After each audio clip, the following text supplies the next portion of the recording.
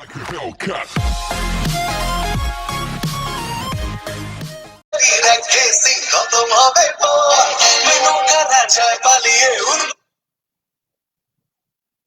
আলাইকুম। আমি Mohammad Atiqul Islam, instructor computer, Mymensingh polytechnic institute. প্রিয় শিক্ষার্থীরা, কেমন আছো তোমরা? আশা করি সকলেই ভালো আছো, সুস্থ আছো। সারা বিশ্ব জুড়ে করোনা ভাইরাস মহামারী আকারে ছড়িয়ে পড়েছে, বন্ধ হয়ে গেছে সকল শিক্ষা প্রতিষ্ঠান।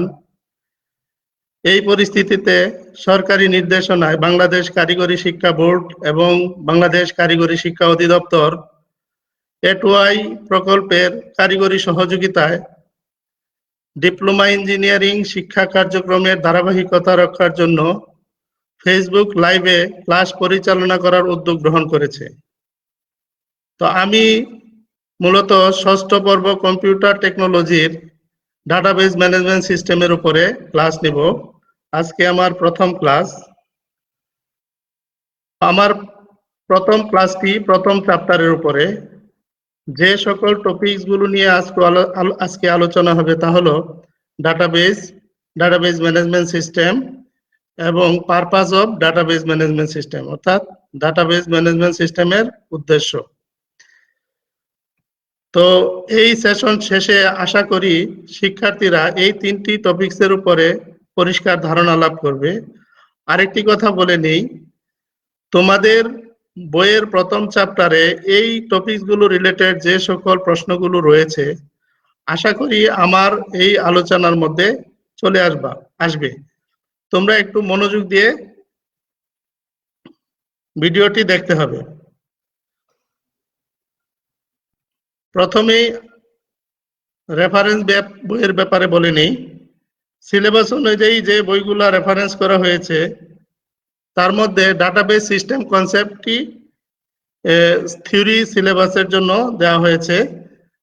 এই বইটির তিনজন রাইটার, তবে হেনরি এফ কোর্টের নামে বইটি বেশি পরিচিত। এই বইটি ইন্টারনেটে অ্যাভেলেবল। প্রত্যেকটা পলিটেকনিক সিস্টেমের লাইব্রেরিতে এই বইটি রয়েছে। ছাত্রছাত্রীরা ইচ্ছা করলে এই বইটি সংগ্রহ করে নিতে পারে। প্রথমেই আসি, ডাটাবেস শব্দটি নিয়ে একটু আলোচনা করে নেই। ডাটাবেস এর অর্থ হলো তথ্যশালা বা তথ্য সংগ্রহ। কোনো শব্দের পরে বেস শব্দটি যুক্ত থাকলে বোঝায় পূর্বের শব্দ সম্পর্কিত আন্তঃসম্পর্কযুক্ত কোনো কিছুর সংগ্রহ। যেমন গ্রেইন বেজ মানে শস্য ভাণ্ডার, এয়ার বেজ মানে বিমান ঘাঁটি, আর্মি বেজ মানে সেনাঘাঁটি ইত্যাদি। অর্থাৎ সেনা ঘাঁটিতে শুধু সেনাবাহিনীর লোকজন থাকবে, বিমান ঘাঁটিতে শুধু বিমান বাহিনীর লোকজন থাকবে। এখানে এক বাহিনীর লোকজন আরেক বাহিনীতে কোনো কারণ ছাড়া যাবে না, বা সিভিলিয়ানরা সেনাবাহিনী বা বিমান ঘাঁটিতে যাবে না, মানে সম্পূর্ণ তাদের জন্য রেস্ট্রিক্টেড। ঠিক তেমনি ভাবে ডাটাবেজ হলো আন্তঃসম্পর্কিত তথ্যের ঘাঁটি বা সংগ্রহ। যেমন রেজাল্ট প্রসেসিং সিস্টেম ডাটাবেজের সকল তথ্য কোনো একটি শিক্ষা প্রতিষ্ঠানের সাথে সম্পর্কিত, কোনো ব্যবসা প্রতিষ্ঠানের সাথে সম্পর্কিত নয়। আবার ডাটাবেজ হলো কোনো সফটওয়্যারের স্টোর, এবং সফটওয়্যারটি যেই কাজে ব্যবহার হবে ডাটাবেজের তথ্যগুলো নিশ্চয়ই সেই সম্পর্কিত হবে। তাহলে এই আলোচনা থেকে কি বুঝলাম? যে ডাটাবেজ হলো সম্পর্কযুক্ত ডাটা সংগ্রহ বা সমষ্টি। তারপরে আসি ডাটাবেজ কি। হেনরি এফ কোর্টের বই অনুযায়ী database is an organized collection of interrelated data contains information relevant to an organization। অর্থাৎ ডাটাবেজ হলো আন্তঃসম্পর্কিত তথ্যের একটি সংগঠিত সংগ্রহ। এতে কোনো প্রতিষ্ঠানের সাথে সম্পর্কিত তথ্যগুলো জমা থাকে। যেমন এক্সাম্পল স্বরূপ student management system, ticket management system ইত্যাদি। স্টুডেন্ট ম্যানেজমেন্ট সিস্টেম একটা সফটওয়্যার হতে পারে, সেটার ডাটাবেজের নাম স্টুডেন্ট ম্যানেজমেন্ট সিস্টেম হতে পারে। আবার টিকেট ম্যানেজমেন্ট সিস্টেমের ডাটাবেজ টিকেট ম্যানেজমেন্ট সিস্টেম হতে পারে। এখন স্টুডেন্ট ম্যানেজমেন্ট ডাটাবেজে শুধু স্টুডেন্টদের বিস্তারিত ইনফরমেশন থাকবে। আর টিকিট ম্যানেজমেন্ট সিস্টেমে ট্রেনের টাইম শিডিউল, ট্রেনের বিভিন্ন ইনফরমেশন গুলা থাকবে। তারপরে আসি ডাটাবেজ ম্যানেজমেন্ট সিস্টেম কি। সহজভাবে যদি বলি, ডাটাবেজ ম্যানেজমেন্ট সিস্টেম মানে হলো যে সিস্টেম ডাটাবেজকে ম্যানেজ করে। এইখানে সংজ্ঞাতে যা বলা হচ্ছে, database management system is a software that store and manage database. অর্থাৎ ডাটাবেজ হলো একটা সফটওয়্যার যা কিনা ডাটাবেজকে স্টোর করে এবং ম্যানেজ করে। ইট অ্যালাউস টু, এটি দিয়ে যা করা যায় তা হলো ক্রিয়েট টেবিল তৈরি করা যায়, insert, update and delete data, sort and query data, create forms and reports. তো এই কাজগুলা ডাটাবেজ সফটওয়্যার দিয়ে তৈরি করা যায়। এনডিএফ কোর্টের বইয়ের সংজ্ঞা অনুযায়ী ডাটাবেজ ম্যানেজমেন্টের সংজ্ঞাটি হলো, database management system is a collection of interrelated data and a set of program to access those data। অর্থাৎ ডাটাবেজ ম্যানেজমেন্ট সিস্টেম হলো আন্তঃসম্পর্কযুক্ত কিছু ডাটার সংগ্রহ এবং এক সেট প্রোগ্রাম, যে প্রোগ্রামগুলো দ্বারা ওই ডাটাগুলোকে অ্যাক্সেস করা হয় বা ব্যবহার করা হয়। The primary goal of a database management system is to provide a way to store and retrieve database information that is both convenient and efficient। অর্থাৎ ডাটাবেজ ম্যানেজমেন্ট সিস্টেমের প্রধান উদ্দেশ্য হলো একটা সুবিধাজনক উপায়ে এবং দক্ষ উপায়ে ডাটাবেজে ডাটা রাখা এবং ডাটাবেজ থেকে ডাটা পুনরুদ্ধার করা।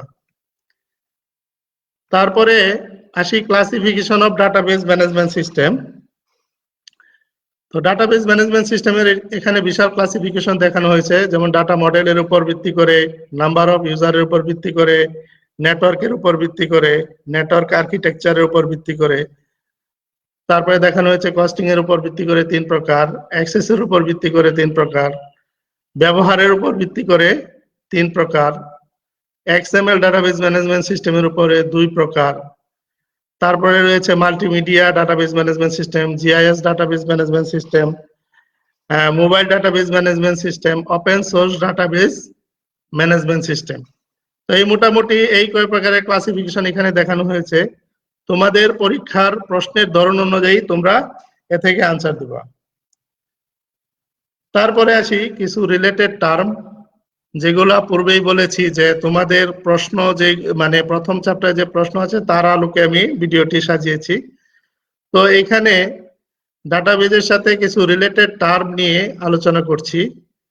যেমন এখানে একটা database management software access database management software open করে দেখানো হয়েছে, যেখানে একটা ডাটাবেজ যার নাম হলো চাপ ট্রেডার্স। এই ডাটাবেজের 8টা টেবিল এখানে দেখা যাচ্ছে, অর্থাৎ এই ডাটাবেজটা 8টা টেবিল নিয়ে গঠিত এবং একটি টেবিল ওপেন করে এখানে দেখানো হয়েছে। তো এই টেবিলের 4টা কলাম রয়েছে, এই 4টা কলামকে বলা হয় ফিল্ড। আর এই যে 9টা রো রয়েছে, এই রো গুলাকে বলা হয় রেকর্ড। অর্থাৎ রেকর্ড মানে হলো ফিল্ড ভ্যালুগুলার একটা রো বরাবর যে ফিল্ড ভ্যালুগুলো থাকে সেই ভ্যালুগুলার সমষ্টি। অর্থাৎ এখানে 9টা রেকর্ড রয়েছে। তাহলে আমরা কি পেলাম, যে ডাটাবেজ হলো অনেকগুলা টেবিলের সমষ্টি, এক বা একাধিক টেবিলের সমষ্টি, আর টেবিল হলো রেকর্ডের সমষ্টি, আর ফিল্ড হলো এই যে ফিল্ড ভ্যালুগুলা রয়েছে, প্রত্যেকটা ফিল্ড ভ্যালুর একটা রো বরাবর যে ফিল্ড ভ্যালুগুলো আছে তার সমষ্টি। তারপরে নিচে কিছু সিনোনিম রয়েছে, যেমন ফিল্ডের সিনোনিম অ্যাট্রিবিউটস, আর ফিল্ড ভ্যালুর সিনোনিম অ্যাট্রিবিউটস ভ্যালু, তারপরে ডাটা ভ্যালু, ডাটা আইটেম। তারপরে রেকর্ডকে এন্টিটি বলা হয়, টাপলও বলা হয়। তারপরে টেবিলকে এন্টিটি টাইপ বলা হয়। আবার যদি পূর্ণ একটা রেকর্ড সেট হয়, এখানে 9টা রেকর্ড আছে, এই 9টা রেকর্ড মিলে যদি একটা রেকর্ড সেট হয় তাহলে সেটাকে এন্টিটি সেট বলা হবে এবং সেই সেটটাকে টেবিল বলা যাবে। অর্থাৎ এন্টিটি সেট মানে হলো এক বা একাধিক রেকর্ড নিয়ে এন্টিটি সেট হয়। তো এই হলো মোটামুটি বিভিন্ন টার্ম নিয়ে আলোচনা। তারপরে আসি সাম example of database management system. এখানে কিছু জনপ্রিয় ডাটাবেস ম্যানেজমেন্ট সিস্টেম সফটওয়্যারের নাম দেওয়া হয়েছে, যেমন MySQL access, Oracle database, Microsoft SQL server, PostgreSQL, NoSQL, 5টি ডাটাবেস সফটওয়্যারের নাম এখানে দেওয়া হয়েছে। তারপরে some applications of database management system, কিছু ডাটাবেস ম্যানেজমেন্ট সিস্টেমের প্রয়োগ দেখানো হয়েছে। ডাটাবেজের ব্যবহার দিন দিন বেড়েই চলেছে। তো এখানে ব্যবসা প্রতিষ্ঠানের ইনফরমেশন রাখার জন্য ডাটাবেস ম্যানেজমেন্ট সফটওয়্যার ব্যবহার করা হয়, বিশেষ করে সেলসে, অ্যাকাউন্টিংয়ে, হিউম্যান রিসোর্সে, ম্যানুফ্যাকচারিংয়ে, অনলাইন রিটেলারে ইত্যাদিতে। তারপরে ব্যাংকিং কার্যক্রমের জন্য ব্যাংকিং অ্যান্ড ফিনান্সে, ব্যাংকিং কার্যক্রম পরিচালনার জন্য, ক্রেডিট কার্ড ট্রানজ্যাকশন করার জন্য। তারপরে ফিনান্স মানে হলো শেয়ার বাজারে ব্যবহার করা হয়। তারপরে ইউনিভার্সিটিতে স্টুডেন্ট ম্যানেজমেন্ট সফটওয়্যার বা বিভিন্ন রেজাল্ট প্রসেসিং সফটওয়্যারের কাজে ডাটাবেস ম্যানেজমেন্ট সফটওয়্যার ব্যবহার করা হয়। এয়ারলাইনে বিমানের টাইম শিডিউল, বিমানের বিভিন্ন ইনফরমেশনের জন্য বিমানবন্দরে বিশাল বিশাল ডাটাবেস, টেলিকমিউনিকেশনের মোবাইল কোম্পানিগুলোরও বিশাল বিশাল ডাটাবেস রয়েছে। তো এই হলো ডাটাবেস ম্যানেজমেন্ট সিস্টেমের অ্যাপ্লিকেশন। তারপরে আসি কিছু রিলেটেড টার্ম নিয়ে আলোচনা, যেগুলা তোমাদের সাবজেক্টের সাথে পরবর্তী টপিকসের সাথে সম্পর্কযুক্ত। যেমন এখানে বলা হয়েছে ট্রানজ্যাকশন কি। ট্রানজ্যাকশন মানে হলো লেনদেন। A transaction is a set of logically related operations, অর্থাৎ লেনদেন হলো যুক্তিকভাবে সম্পর্কিত এক সেট অপারেশনের সমষ্টি। For example, you are transferring money from your bank account to your friend's account. The set of operation as follows. যদি উদাহরণস্বরূপ তুমি তোমার অ্যাকাউন্ট থেকে তোমার বন্ধুর অ্যাকাউন্টে কিছু টাকা পাঠাতে চাও, তাহলে ওই ট্রানজ্যাকশনটা করার জন্য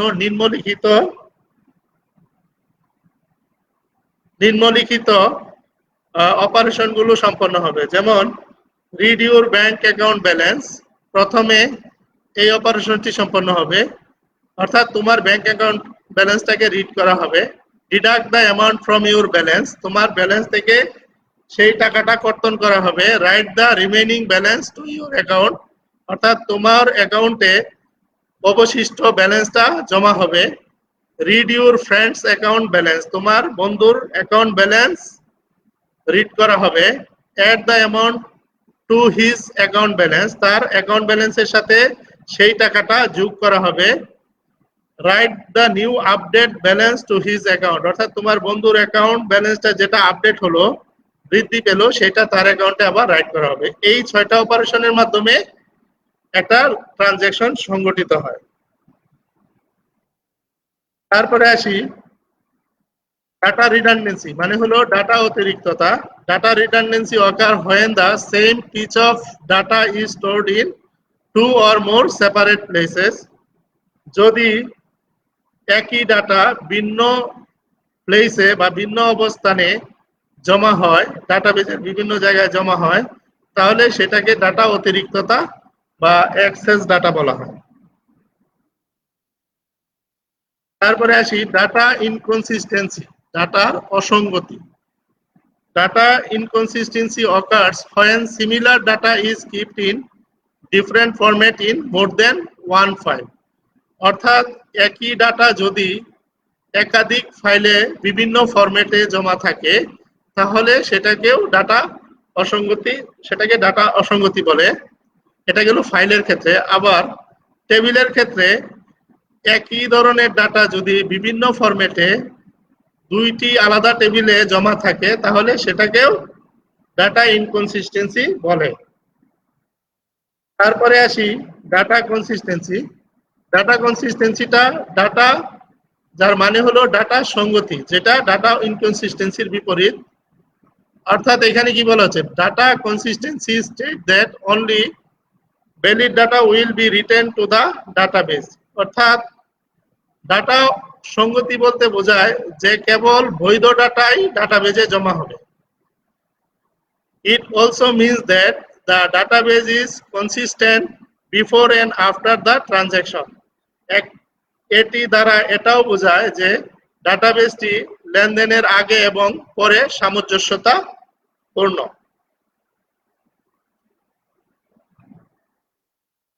তারপরে আসি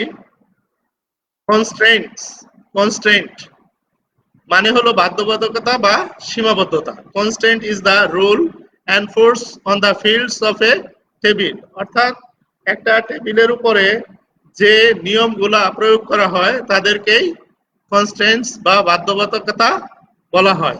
the purpose of constraint is to ensure the data integrity during an update, delete, insert into a table. অর্থাৎ কোনো একটা টেবিলে ডাটা আপডেট, ডিলেট এবং ইনসার্ট করার সময় ডাটা ইন্টিগ্রিটি বা ডাটার বিশুদ্ধতা নিশ্চিত করাই হলো কনস্ট্রেন্টের উদ্দেশ্য।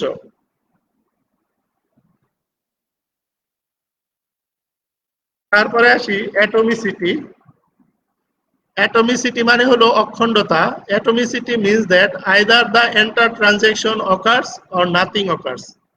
অর্থাৎ হয় একটা ট্রানজ্যাকশন পুরোপুরি হবে অথবা হবে না। Transaction does not occur partially. অর্থাৎ কোনো ট্রানজ্যাকশনই আংশিকভাবে হতে পারবে না। যদি আংশিকভাবে হয় ডাটাবেস ম্যানেজমেন্ট সেই সিস্টেম দ্বারা সেটাকে ডিসকার্ড বা ধ্বংস করে দেওয়া হবে। অর্থাৎ একটা ট্রানজ্যাকশন হওয়ার জন্য মিনিমাম মানে 6টা অপারেশন সম্পন্ন হতে হবে। For example, debit and credit operation cannot occur partially. It occur fully or does not occur at all. অর্থাৎ ডেবিট এবং ক্রেডিট অপারেশন গুলা কখনো আংশিকভাবে হতে পারবে না। হয় পুরো অপারেশন গুলো হবে অথবা কোনোটাই হবে না, একটিও হবে না। তারপরে আসি ডাটা ইন্টিগ্রিটি। ডাটা ইন্টিগ্রিটি মানে হলো বিশুদ্ধতা। Data integrity is the overall accuracy, completeness and consistency. Consistency means validity of data. অর্থাৎ সামগ্রিকভাবে ডাটার সঠিকতা, পরিপূর্ণতা এবং সামঞ্জস্যতাই হলো ডাটা ইন্টিগ্রিটি। তারপরে আসি ডাটা আইসোলেশন বা বিচ্ছিন্নতা। When scattering of data in various file with various formats, that is called data isolation. অর্থাৎ যদি এরকম হয় যে বিভিন্ন ফাইলে বিভিন্ন ফরম্যাটে ডাটাগুলা ছড়িয়ে ছিটিয়ে থাকে তাহলে তাকে বলা হবে data isolation. It also means that multiple transactions can occur independently without interference. অর্থাৎ এটা দ্বারা এটাও বোঝায় যে একাধিক ট্রানজ্যাকশন স্বাধীনভাবে কোনো ধরনের প্রতিবন্ধকতা ছাড়াই সংগঠিত হওয়া। তারপরে আসি ডাটা সিকিউরিটি মানে ডাটার নিরাপত্তা।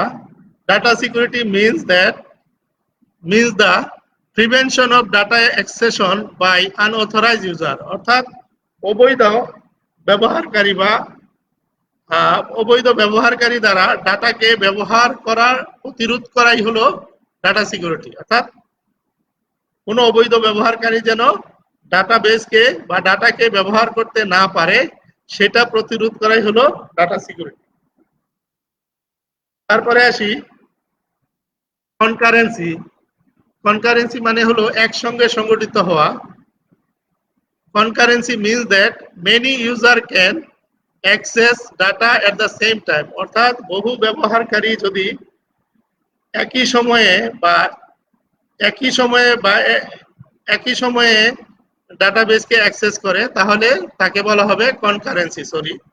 তারপরে it also means that multiple transaction can occur simultaneously without interference. এটি দ্বারা এটাও বোঝানো হয় যে বহু ট্রানজ্যাকশন একসাথে বা যুগপথে সম্পাদন হবে কোনো ধরনের প্রতিবন্ধকতা ছাড়াই। তারপরে আসি অ্যানোমালিস বা অস্বাভাবিকতা। Anomaly is a problem that can occur in poorly planned unnormalized databases where all the data is stored in one table or a flat file database. অর্থাৎ অ্যানোমালিস হলো একটা সমস্যা যেটা কিনা দুর্বল পরিকল্পনা এবং আননরমালাইজড ডাটাবেজের ক্ষেত্রে সংঘটিত হয়, বিশেষ করে যদি ডাটাবেসের একটা টেবিল থাকে সেই ক্ষেত্রে এই সমস্যাটা হয়। এবং এখানে ফ্ল্যাট ফাইল মানে পুরাতন যে ফাইল সিস্টেমের ফ্ল্যাট ফাইল ছিল সেইখানেও এই ধরনের অ্যানোমালিস তৈরি হয়। তারপরে আসি অ্যাক্সেস। অ্যাক্সেস মানে অধিকার। Access refer to the permission to use anything, অর্থাৎ যে কোনো কিছুর ব্যবহারের অনুমতি প্রাপ্তিকেই বলা হয় access.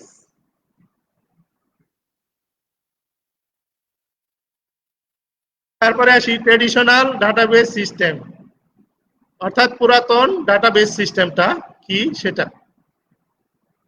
A traditional database system is the electronic filing system, অর্থাৎ এটা একটা ইলেকট্রনিক ফাইলিং সিস্টেম যেটা কিনা organise by field record and file, অর্থাৎ যেটা ফিল্ড রেকর্ড এবং ফাইল নিয়ে গঠিত হয়। এখানে ফিল্ড বলতে কি বোঝাচ্ছে? Field is a single piece of information, মানে ফিল্ড হলো একটি একক তথ্য।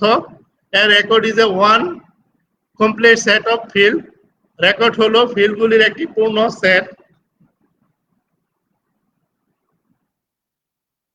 তারপরে file is a related collection of records, অর্থাৎ ফাইল হলো একটি সম্পর্কিত রেকর্ডের সংগ্রহ। এক্সাম্পল স্বরূপ এখানে দেওয়া হয়েছে টেলিফোন বুক, একটা ফাইলের উৎকৃষ্ট উদাহরণ যেখানে টেলিফোন নাম্বার এবং গ্রাহকের নাম থাকে। তারপরে আসি এতক্ষণ যেটা বললাম পুরাতন ফাইল সিস্টেম মানে অর্থাৎ পুরাতন ডাটাবেস সিস্টেম নিয়ে কথা বললাম। এখন আসি ফাইল প্রসেসিং সিস্টেমটা কি সেটা নিয়ে। A file processing system is a collection of programs that store and manage files in a computer hard disk, অর্থাৎ কম্পিউটারের হার্ড ডিস্কে ফাইলগুলোকে জমা করা এবং ম্যানেজ করার জন্য যে এক সেট প্রোগ্রাম তাদেরকে ফাইল প্রসেসিং সিস্টেম বলা হয়। আমি আরেকটু সহজ করে বলি, ফাইল প্রসেসিং সিস্টেম হলো এক সেট প্রোগ্রামের সমষ্টি যেই প্রোগ্রামগুলো দ্বারা কোনো একটা কম্পিউটারের হার্ড ডিস্কে ফাইলকে জমা করা হয় এবং তাকে বিভিন্নভাবে ম্যানেজ করা হয় বা ব্যবস্থাপনা করা হয়। এখানে একটি ফাইল প্রসেসিং সিস্টেমের চিত্র দেখানো হলো, যেখানে দেখা যাচ্ছে কি যে registration system, financial system, aid system, parole management system, অর্থাৎ এটা একটা ইউনিভার্সিটির ডাটাবেস ফাইল প্রসেসিং সিস্টেম নিয়ে কথা বলা হচ্ছে, যেখানে দেখা যাচ্ছে কি যে এগুলো হলো প্রোগ্রাম, প্রত্যেকটাই এগুলাকে বোঝাচ্ছে প্রোগ্রাম, এবং এই প্রোগ্রামগুলোর আন্ডারে ফাইল, বিভিন্ন ফাইল, অর্থাৎ এই রেজিস্ট্রেশন সিস্টেমের জন্য আলাদা আলাদা ফাইল রয়েছে এবং তাদের করেসপন্ডিং প্রোগ্রাম রয়েছে যেগুলো দ্বারা এই ফাইলগুলোকে নিয়ন্ত্রণ করা হয়, ফাইলে ডাটা রাখা হয়, ডাটা রিট্রাইভ করা হয়। এইভাবে একটা ফাইল প্রসেসিং সিস্টেমে বিভিন্ন আলাদা আলাদা অ্যাপ্লিকেশন প্রোগ্রামের মাধ্যমে জিনিসগুলোকে নিয়ন্ত্রণ করা হয়, যেটা ভেরি কমপ্লেক্স একটা সিচুয়েশন। তারপরে আসি মূল আলোচনায়, purpose of database management system কি, অর্থাৎ ডাটাবেস ম্যানেজমেন্ট সিস্টেমের উদ্দেশ্য।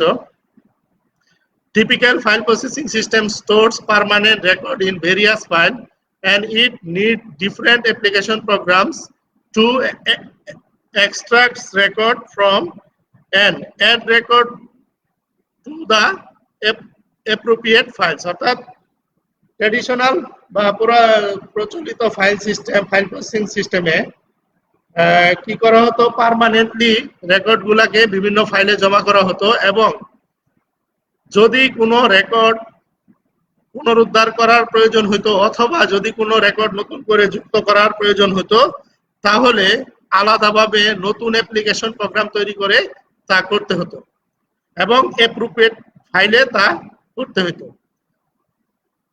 এখানে পরে বলা হচ্ছে কি যে before database management system were introduce, অর্থাৎ ডাটাবেস ম্যানেজমেন্ট সিস্টেমের প্রত্যাবর্তন বা বিবর্তনের আবির্ভাবের পূর্বে অর্গানাইজেশনগুলা এই ধরনের ফাইল প্রসেসিং সিস্টেম ব্যবহার করত, যেখানে রেকর্ডগুলা পার্মানেন্টলি স্টোর করা থাকতো এবং যদি নতুন করে রেকর্ড রাখা দরকার হতো তাহলে নতুন করে প্রোগ্রাম লেখা লাগতো, আবার যদি রেকর্ড এক্সট্রাক্ট করা লাগতো তাও আবার নতুন করে রেকর্ড মানে প্রোগ্রাম লিখতে হতো। এইভাবে কাজগুলা করা হতো এবং তখনকার সময় ব্যবসা প্রতিষ্ঠানগুলা এই ধরনের ফাইল প্রসেসিং সিস্টেম ব্যবহার করত।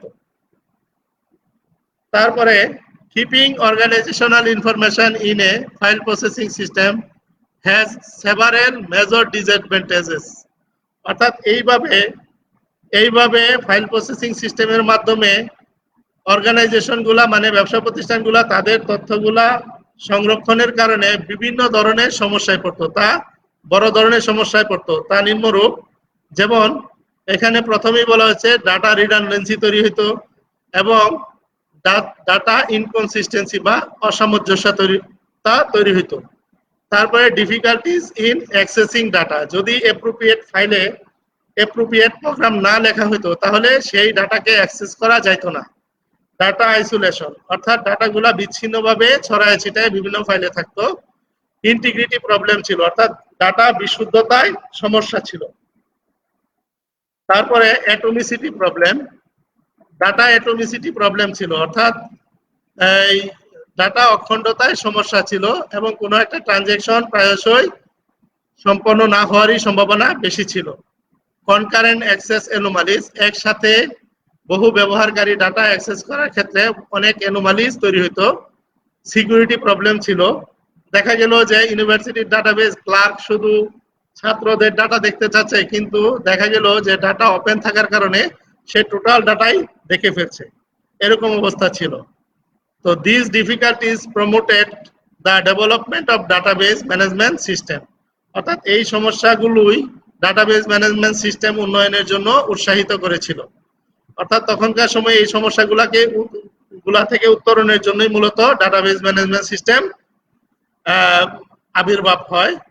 এটি ছিল ডাটাবেস ম্যানেজমেন্ট সিস্টেমের মূল উদ্দেশ্য। তাহলে এইখান থেকে তোমরা আমার আলোচনা থেকে যতটুকু বুঝলা তা থেকে যদি আসে পরীক্ষায় যে ডাটাবেস ম্যানেজমেন্ট সিস্টেমের উদ্দেশ্য কি, গুছায় লিখলেই এতটুকু লিখলেই হবে। তো পরিশেষে বলবো www.skills.gov.bd এই ওয়েবসাইটে গেলে পরে আমাদের যে ভিডিওগুলো আমরা ফেসবুকে লাইভ করছি সেগুলা পাওয়া যাবে। তো আমি প্রতি সপ্তাহের ঠিক এই সময়েই এই চ্যাপ্টারের উপরে পরবর্তী ক্লাসগুলো নিয়ে আসবো ইনশাল্লাহ। সে নাগাদ সবাই ভালো থেকো, সুস্থ থাকো। আজকের মতো আল্লাহ হাফেজ, সালামু আলাইকুম।